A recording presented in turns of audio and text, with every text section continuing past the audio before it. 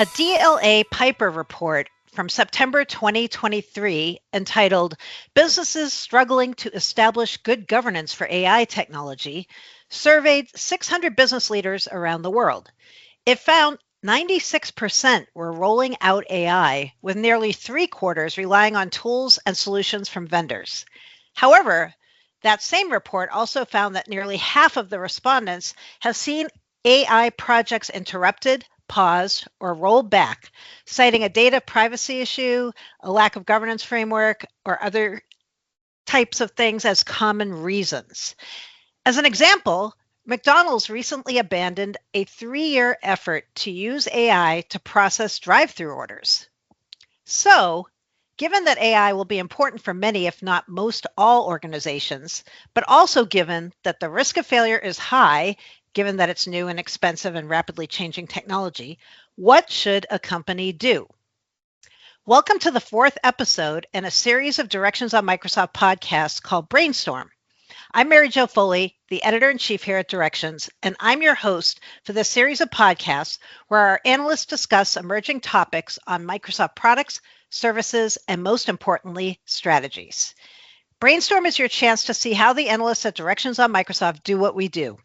Twice weekly, the analysts hold scope meetings where we talk about the tech news of the week, reports we're working on, and the best ways to deliver the information that our customers need to know. Brainstorm is meant to give you a front row seat to one of these scope meetings. Today's roundtable features analyst Michael Cherry, who covers Windows Client OS and corporate governance, Rob Sanfilippo, who handles Azure, SQL Server, Visual Studio, and other developer tools, and Barry Briggs, who runs point on Azure, enterprise architecture, and corporate governance. Topic is, what should a company be doing to properly onboard AI? And as our customers have been asking us, how should you do this in a way that gets positive return on investment if you can figure out how to even measure ROI in this case? So I'm going to start right in with question 1. It feels like everyone's trying to figure out the secret sauce when it comes to AI adoption. So is there a framework, a checklist, or some other general set of guidelines or policies that organizations should follow when they're trying to add AI to their processes? Or is this a case where things vary so much by industry, company size, and other parameters that there really isn't a common base from which customers should begin their AI journeys? Barry, would you like to start on this one? Sure, Mary Jo.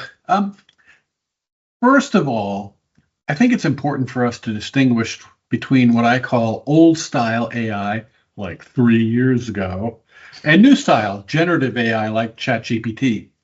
So companies have been using old style AI for years, very successfully. For example, they could train a model that uses computer vision to pick out bad parts from a manufacturing line. In such cases like that, you have a pretty clear problem with a pretty clear ROI that, hey, AI can solve. Now, with respect to generative AI, ChatGPT and so on, co-pilots, obviously there's been a lot of exuberance, and whether or not it's irrational is, in my opinion, still yet to be seen. And companies looking at it, they're all over the map. Mm-hmm. Some are concerned about IP leakage or IP theft, and then banned it. Some, on the other end of the spectrum, have FOMO, fear of missing out, and have deployed Microsoft 365 Copilot at $30 per user per month for their entire workforce. And really, just on faith that something good is bound to happen. I'd say, honestly, the prudent approach is really to firstly know what your goals are and write them down. Deploy those co-pilots where you think you'll achieve those goals, and then measure the results to see if you're actually achieving them. So, are your marketing people more productive? Are your stock traders more profitable? If so, great. Expand the deployment. If not, well, maybe reconsider. Okay. Michael or Rob, anyone want to add? Mary Jo, I'd like to kind of add on to that. And, ROI, return on investment, is is actually kind of easy to calculate if you just look at the simple formula. It's really the return divided by the investments. And it's kind of easy to look at, what does it cost, right? It's the number of resources you use times the cost for those resources. But the benefits are trickier because, Barry was right. You should have an idea what your goals are. But then there's, what are the odds or what are the chances that the benefit actually occurs? What is the risk that it won't happen? Mm-hmm. And the one that scares me the most is productivity, because lots of times people will tell me that I should be more productive. And I kind of joke, well, I still write the same number of reports every month. So, did I really become more productive? Now, maybe the quality of those reports was better, but there's these mushy benefits that are really hard to measure. And I think that's where companies really have to focus on just not assuming that benefits accrue, but actually trying to figure out, did the benefits actually occur to the degree we anticipated? Mm-hmm. Yeah, that's a good point. I could say a few things. Okay. This is Rob. So, I gave a webinar on copilots last week, and I simplified my conclusions on adopting Copilot to 4 objectives: evaluate, secure, extend, and stay aware. And so by evaluate the Copilot portfolio before proceeding. Security and compliance should be at the top of a deployment plan. Understand the extension mechanisms and leverage them as appropriate, because this is where significant value can be added to your deployment. And then stay abreast of changes in Copilot capabilities and branding, because they change frequently. But I also mentioned I went over several native tools that are available for measuring readiness, usage and value or return on investments of Copilots. In particular, Copilot for Microsoft 365, and those tools are the Microsoft 365 Admin Center, the Copilot Dashboard and Viva Insights, the Analytics tool in Copilot Studio, and the Purview AI Hub. And I think Barry will probably have more to say about Purview as we talk. But there's a bunch of tools out there that can help you measure some aspects of your readiness, your usage, and even your value. So these are worth taking a look at and just evaluating for any organizations adopting Copilot. Mm-hmm. That's great. Yeah, I know even Microsoft's trying to help customers figure out how to calculate ROI for this now. I've been seeing a lot more live webinars of their own and sessions and talks and papers. I think everyone wants to know, is there a way? Is there something I should be doing that I'm not doing? So those are all really good resources. Thanks for sharing those. All right, Rob, I'm going to pick on you again now. I want to talk about GitHub Copilot, because I think that's Microsoft's definitely their first, and I would argue most successful of all the Copilots. So I'm curious why you think this particular Copilot has been successful, and whether any of the reasons for this apply to many of the other Microsoft Copilots out there. Yeah, well, GitHub Copilot primarily generates code for developers. It helps them do things like find APIs, use the right syntax, implement algorithms, produce repetitive code items, and create test cases. And this type of structural pattern-based content is a perfect application for generative AI, especially when it's trained on billions of lines of public source code like GitHub Copilot is. Mm-hmm. But there's other developer-related Copilots in that catalog of Microsoft Copilots. So these are likely to have similar utility to GitHub's. These are Copilots like those for SQL Database, Cosmos DB, and Power Platform. So I think you'll see a usability, a usefulness of those Copilots in those domains, just like you see GitHub Copilot. But I'll also point out here that all Copilots use the same architecture, which makes it easier for Microsoft to build new ones. And it provides a common extensibility model to help customers extend all of their Copilots without investing in disparate mechanisms. Mm-hmm. Okay. Yeah, I have a slightly different perspective on this, which is that popping up a level. I have this view that AI is going to become rapidly commoditized. Everybody and his brother is either doing AI or forming an AI related company or so forth. And one of the one of the interesting tools that's out there is called continue.dev, and it essentially performs not all, but many of the functions that GitHub Copilot does. It allows you to generate code using any number of LLMs throughout the Gemini, Claude, and so forth. The point is, it's free. And so, while GitHub Copilot has some added value premium features, the fact that I can generate code in Visual Studio Code using open source and free LLMs is kind of interesting and makes you wonder if the price of these things is slowly going to decline. Yeah, I'll add one thing is that all makes sense.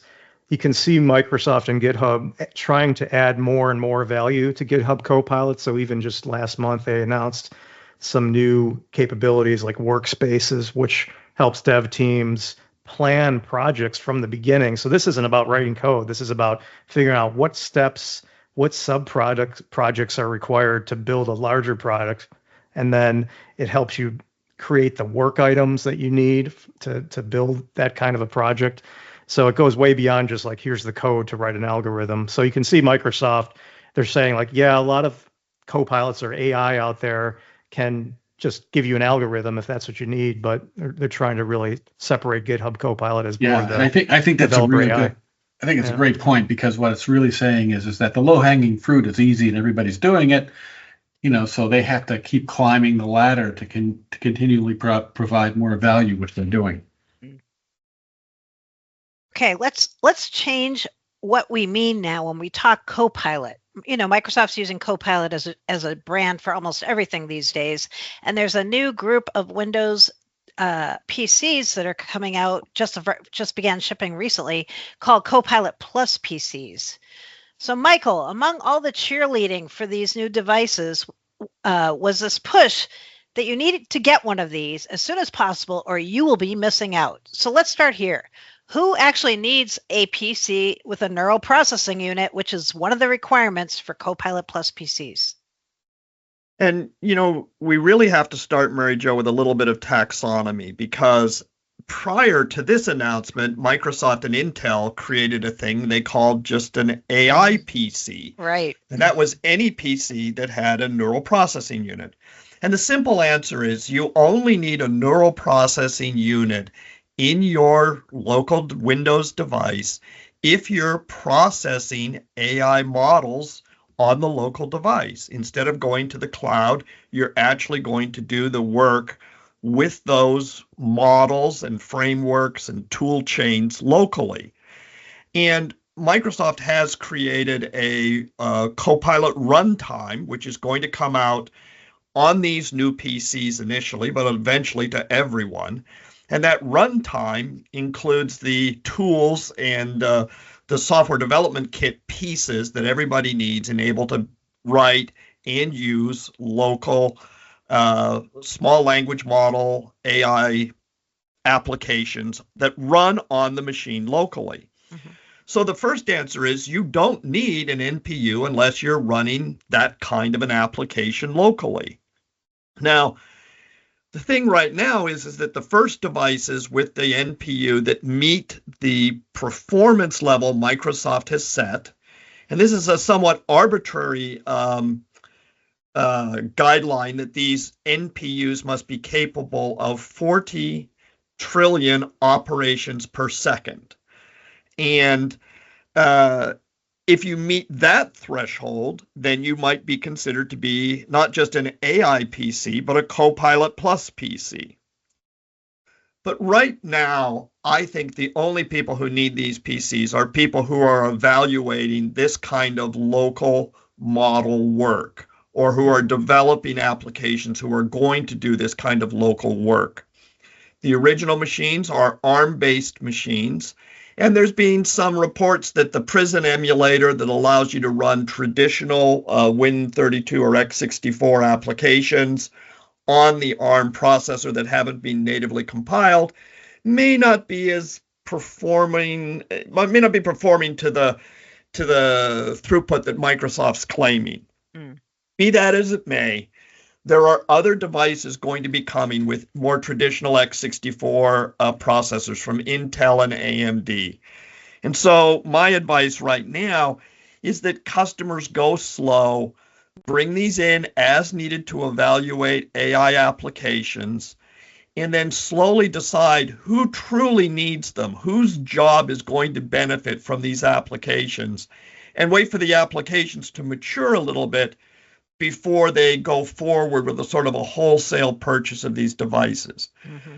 All that said, within a couple of years, we'll probably all just have machines, including phones, that have NPUs in them. True. Michael, what I'm hoping, what I'm hoping, and I'm going to speculate for just a second, but what I'm hoping is that coming out of the whole recall fiasco, remember recall, recall, is, and that was one of the big selling points of the Copilot Plus PCs. What I'm hoping comes out of that is something a little bit more mundane, which is a vastly better desktop search experience. We all know Windows search kind of sucks. And what I'm hoping here is that by using an NPU, again, I'm speculating, could create a vector index of your files and give you back semantically relevant results fast, maybe almost as fast as Google does for the entire web.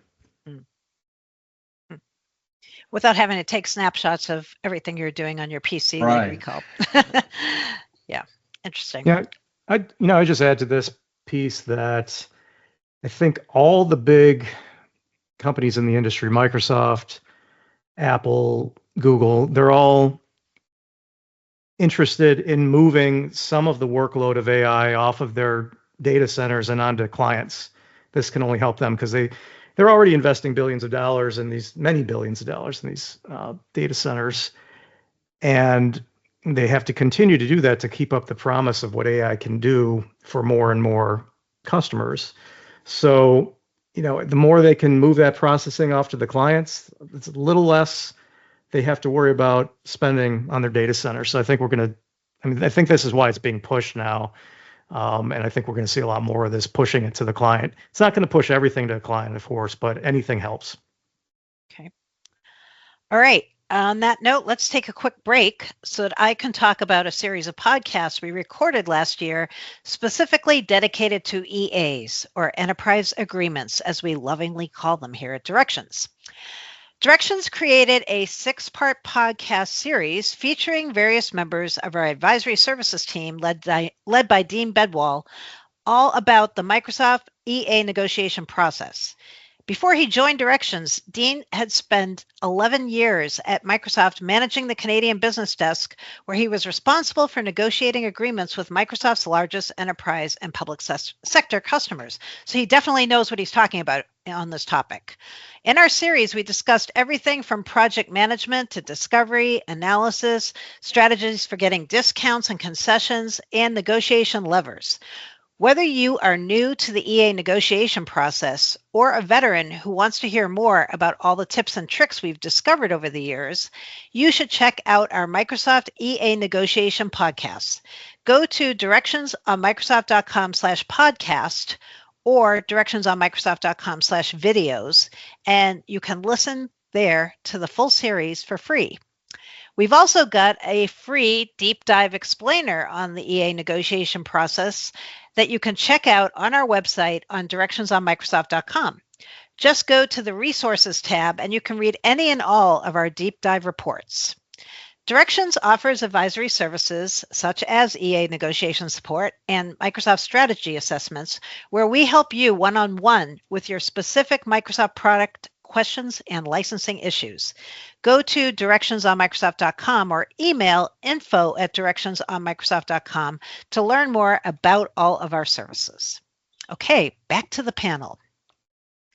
Barry, I'm going to go a little bit out of turn here and jump straight to our question from a customer, because I think it addresses a key hidden issue with copilots.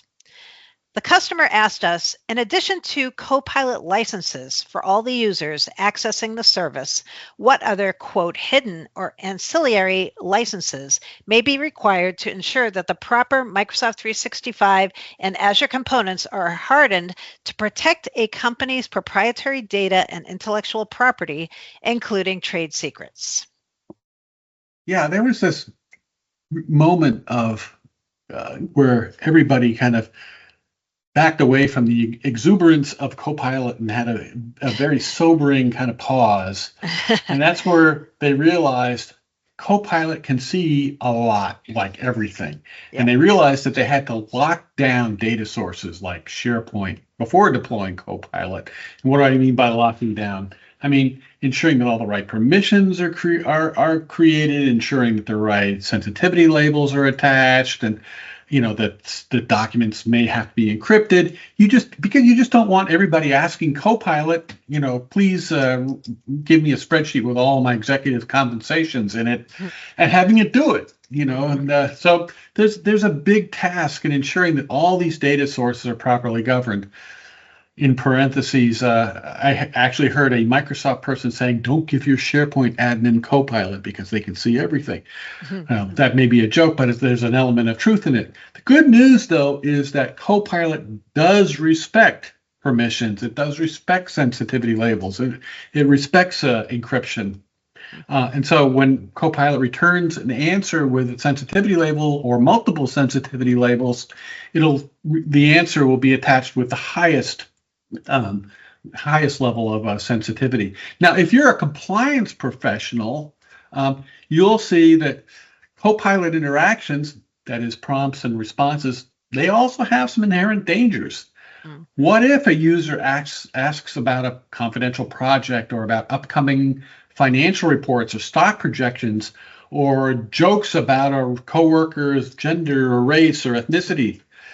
Just as with email and Teams, you'll want ways to detect such issues and nip them in the bud. Now, Purview, of course, is the umbrella brand for Microsoft's compliance services. Purview eDiscovery, one of the services, can find Copilot conversations because they are saved. But this is important. You need an E5 license for this capability. Other features like insider risk management and communication compliance, which can detect these sorts of conversations in real time, can also help if they require an E5 license too.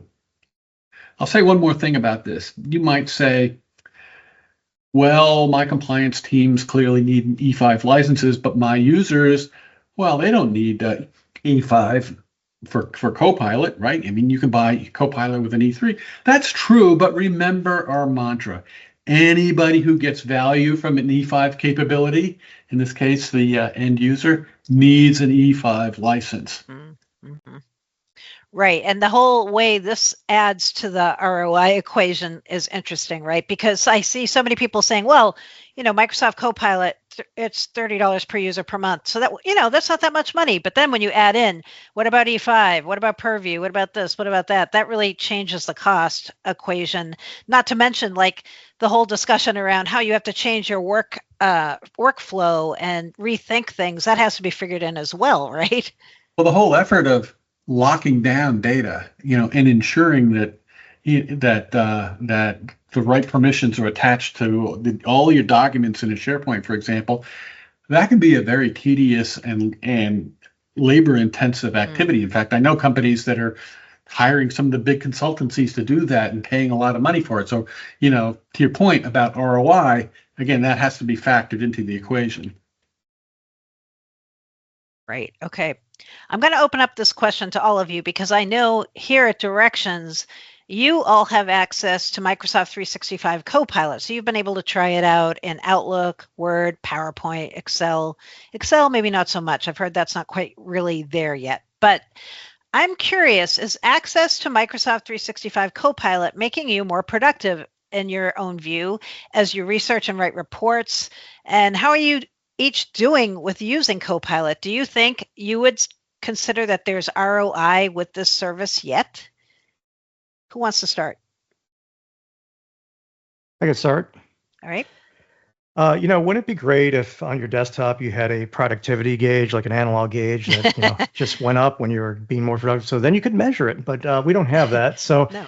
anyway, as far as the feeling I have about this, we've all been working with the Copilot for Microsoft 365 for many months now. Copilot in Teams does a great job at summarizing meetings and answering questions about what was discussed, and it can isolate action items out of the meeting as they were spoken by any members. These are generated from the meeting transcripts, which must be enabled for that Copilot to work.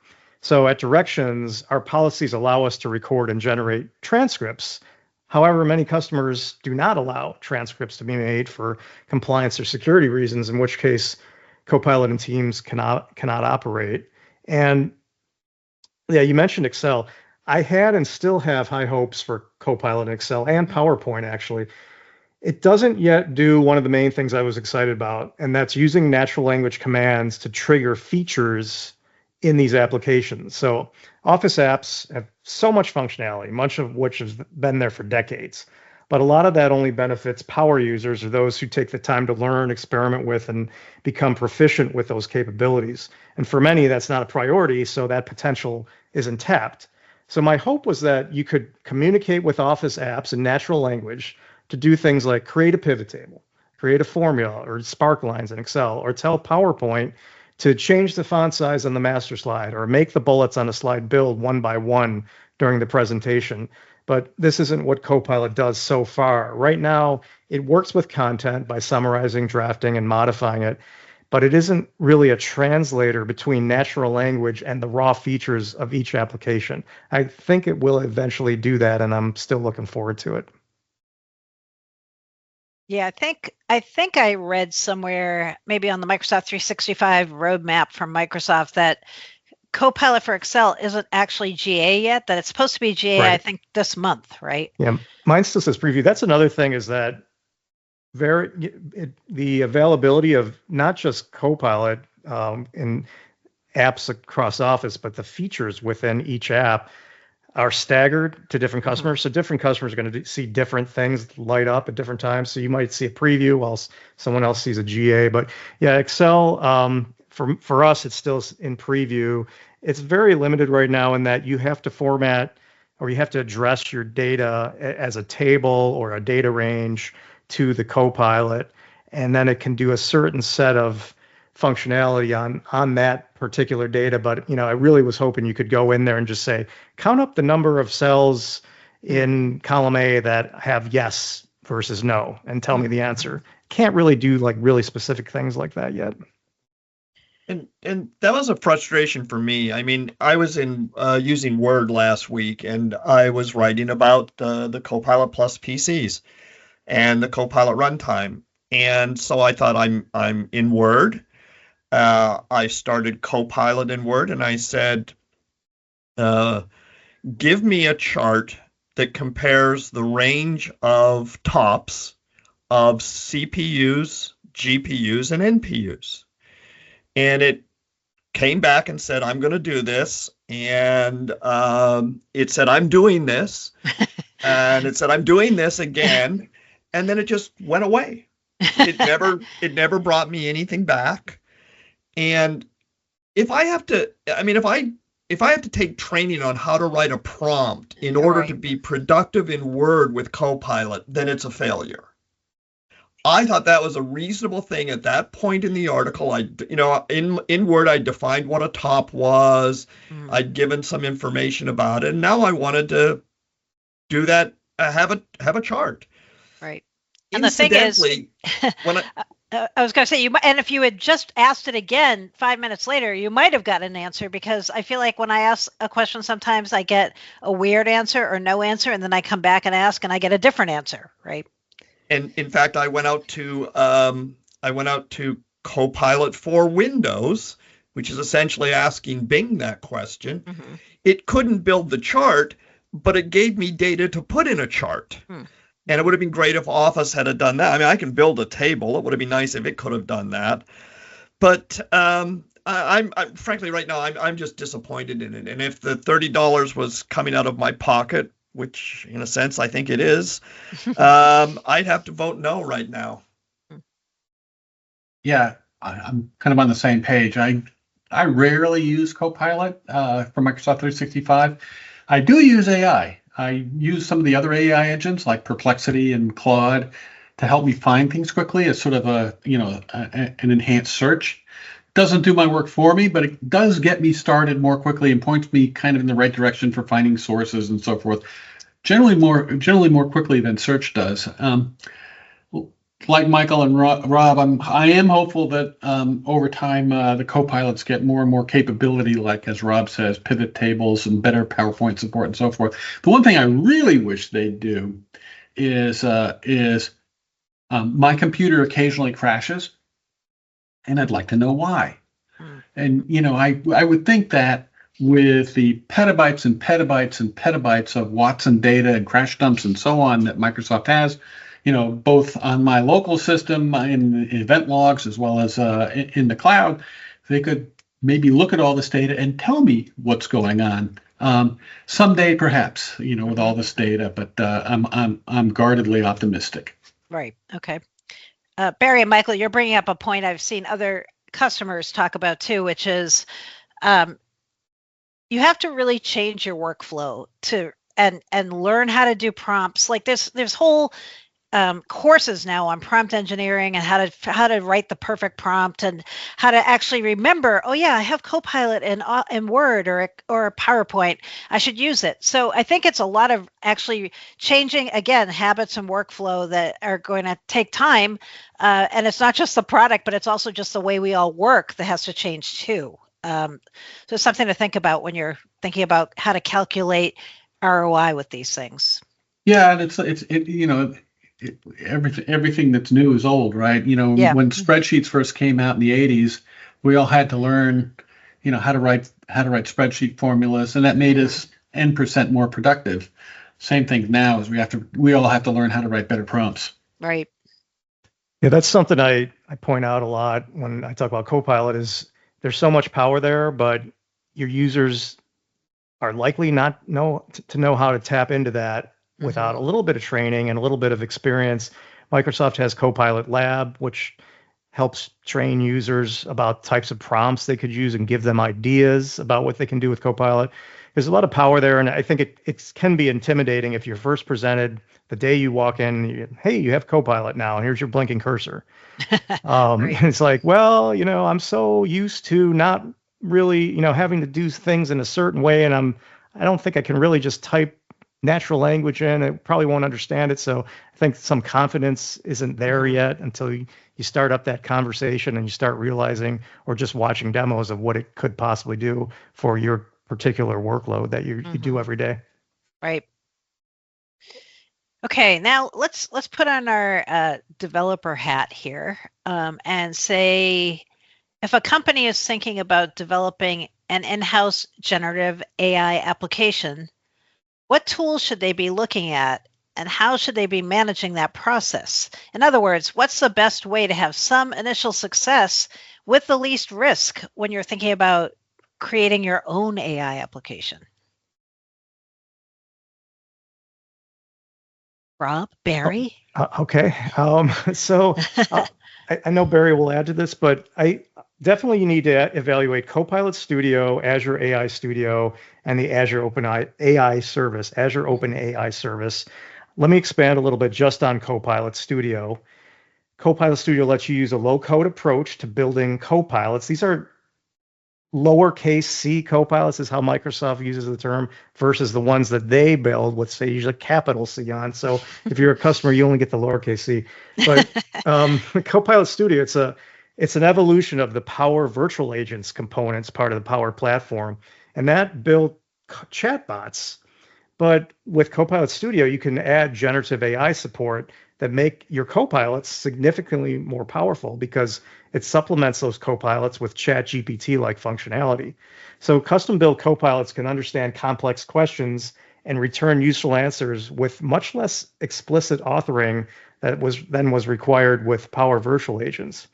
And Copilot Studio provides analytics tools to observe the success of deployed copilots, so owners and administrators can revise or eliminate copilots that aren't useful. And it's also a low-risk tool if it's managed properly for creating custom internal copilots, since it's based on low code and it doesn't require great development team investment. So the org can leverage these so-called citizen developers to get value out of Copilot technology if they use Copilot Studio. Okay. Yeah, I mean, I think that Rob's right. I mean, Microsoft is doing an awful lot to try to make, deploying AI capabilities and applications easier. I actually, myself, I took an extract of the directions on Microsoft Content Database, put it up into the Azure OpenAI service, and I was able to create a chat application within actually under an hour. Now, was it a good chat application? Did it give me absolutely 100% perfectly finely tuned answers? Not always. It was okay. That was really just the first step in a longer development cycle. So there's a lot of capabilities there that you can use. Don't underestimate how much time and effort you're going to need to expend. Now, if you're really hardcore and you like to code, you can download a Llama and run LLMs on your desktop, and you can use Python to hook them up to data sources like a database or what have you, using retrieval augmented generation. I talk about this at length because it is a truly great way to blow hours and hours and hours on end, as I kind of have. Nice. All right, let's talk about legal. We haven't really brought legal questions into the picture here. Michael, can you talk about some of the legal landmines that might be out there for people who are experimenting with all these technologies? Yeah, Mary Jo, I think the most important one of these is to be aware of the law of copyright. And even as a lawyer, it is a very complex subject and subject to interpretation that often even legal experts struggle with. I would stay away from Microsoft's senior leadership who appear to think that anything ever published on the web is somehow available for free use. I think that's going a little bit too far. But that said, Microsoft has released responsible AI principles. And I think organizations should review those principles. I think they have some good comments in there on being careful about ownership of data. But there's going to be a lot of lawsuits in this area, and companies need to be particularly careful about some very tricky areas of the law, including a person's right to their likeness and to their own image, and to the work that they have created and have authorship rights in. I think the other one is companies need to be very, very careful. I'm a big fan of trade secrets, and I often quote my favorite trade secret, which is, there's very few people who know the recipe for Coca-Cola, and that's why Coca-Cola keeps it such a hold on their market for carbonated soft drinks. Organizations need to understand that trade secrets, how they conduct their business, is an important aspect of their intellectual property. And so they need to make sure they are, as we discussed earlier with Purview and the other tools, actually protecting their trade secrets from being exposed by a generative AI tool.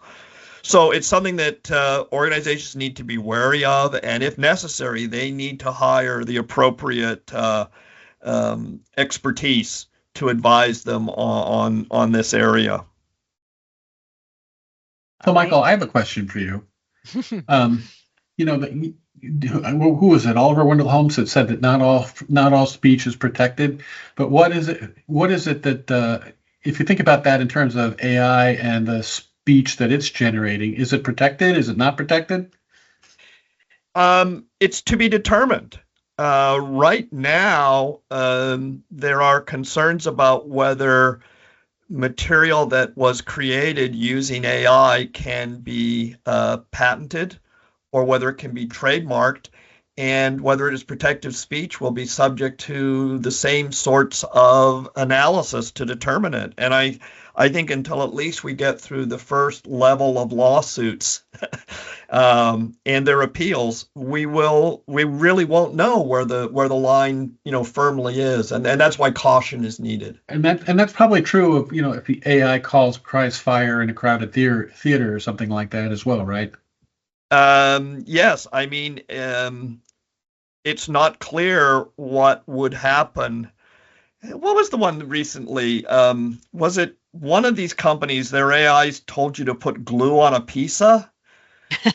And if one were silly enough to actually do that and then were harmed by it, what would be the extent of the damages? And who's liable? So no, these things are not settled by any means yet. Fascinating. Yeah. All right. Definitely the Wild West on the legal front still. Let's take another break so I can talk about co-pilots, since we haven't said that word enough during this episode yet. At Directions, we've realized our customers and we analysts ourselves need help tracking the constantly growing family of Microsoft co-pilots. Names change, licensing and pricing is changing, new co-pilots are appearing regularly. We created at Directions a chart that pulls together the basic facts for more than 30 business-focused co-pilots, probably more like 40 at this point. Our chart provides an at-a-glance understanding of each co-pilot, details the use scenarios, training and customer data used, licensing costs, and dependencies when known on other Microsoft products. If you're a Directions member, you can already access this chart, which we are updating regularly. If you're not a member yet, you can still get a free copy of this cheat sheet by going to directionsonmicrosoft.com/Microsoft-copilots. Okay, to close this episode, I would like to hear from each of you about your hot buttons this week.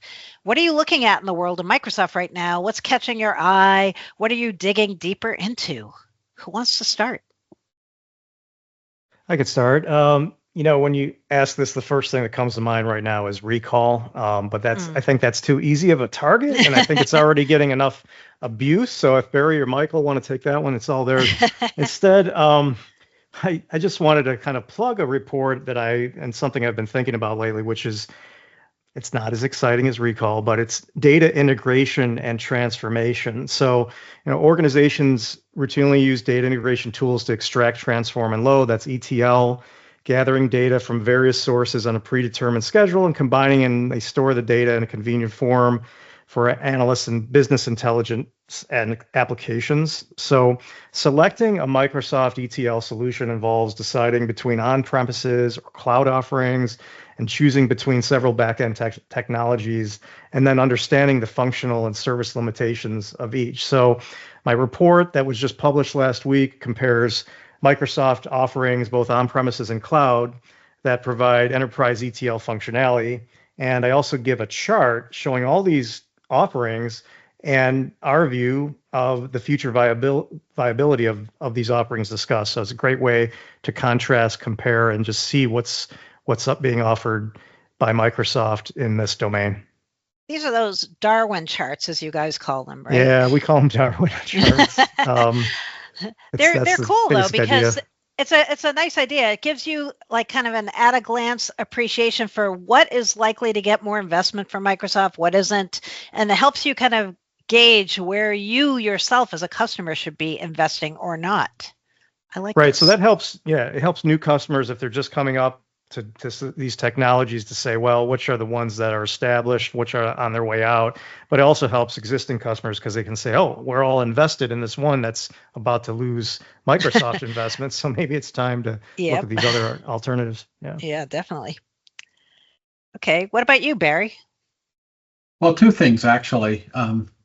While co-pilots are all the rage right now, I like to look at, well, let me put it this way. My own view is that AI is, I think I've said this, is becoming rapidly commoditized. And that's a topic maybe for another day, Mary Jo. Yep. What's really interesting to me are some of the stealth investments that Microsoft's are making, where Microsoft is pouring a lot of money in, but they're not getting a lot of press on. And there are two of those that are really interesting to me. Purview is one. It's their compliance suite. And licensing aside, the functionality is just way, way, way ahead of anything from any other cloud vendor.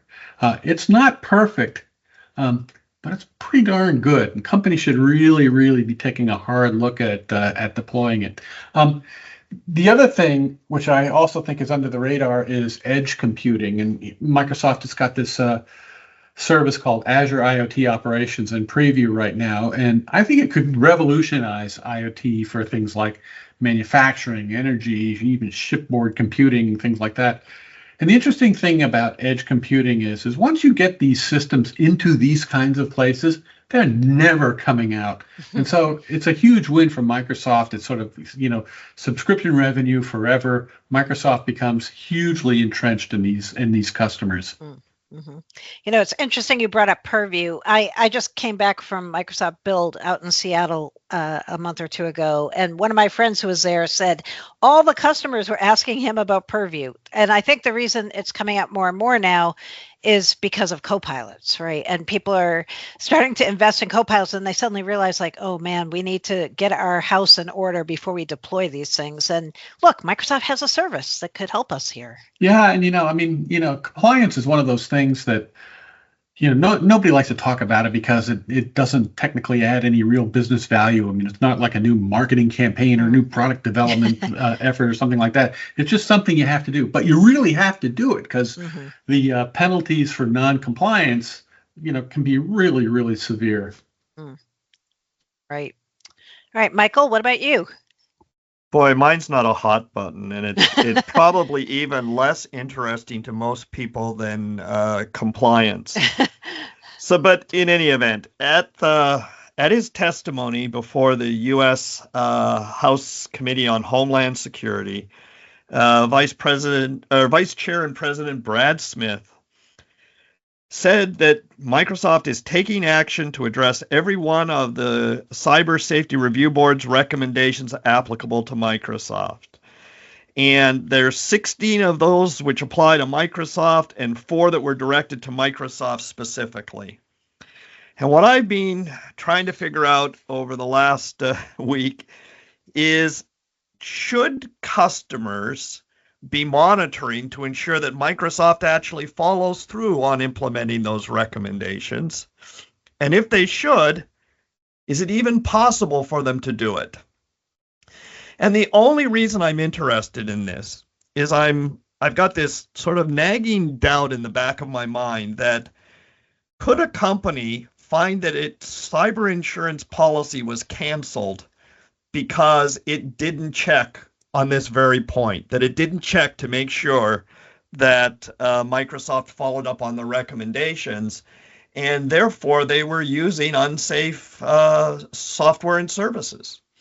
So it's a really obscure question, but I think it's an important one for our customers. I'm just trying to find a way to make it happen. Right. Sounds even harder to measure than ROI. Exactly. All right, everyone. Well, thank you so much for doing the podcast. This was a lot of fun. And I want to remind our listeners that they can find lots more coverage of all things Microsoft related on directionsonmicrosoft.com. Thank you so much for listening. If you have questions, comments, or any topics that you would like to hear the Directions analysts cover in one of these podcasts, please do not hesitate to contact me via Twitter, or X as it's now known, at Mary Jo Foley. And speaking of Twitter, we have at Directions converged our existing channels into a single platform. So give us a follow at Directions MSFT on Twitter for all the latest Microsoft Enterprise product and licensing information. Thanks again.